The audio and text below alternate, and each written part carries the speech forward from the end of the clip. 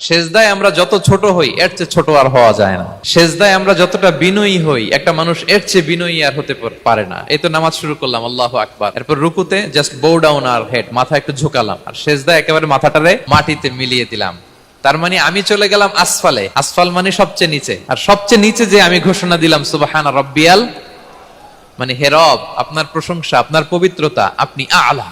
আল্লাহ, আমি আর নিজেকে এর চেয়ে তুচ্ছ করতে জানি না, এর চেয়ে ছোট আর করতে পারি না। আমি আমার নিজেকে উজাড় করে দিলাম, সবচেয়ে ছোট, তুচ্ছ, নগণ্য করে আপনার সামনে উপস্থাপন করে আমি ঘোষণা দিচ্ছি সুবহানা রাব্বিয়াল আলা। পবিত্রতা সেই রবের যিনি আলা, সর্বোচ্চে। সুবহানাল্লাহ পড়েন। তাহলে সিগনিফিকেন্সটা বুঝতে পারছেন কেন বিষ্ণু ইসলাম এটা পড়তেন সুবহানা রাব্বিয়াল আলা?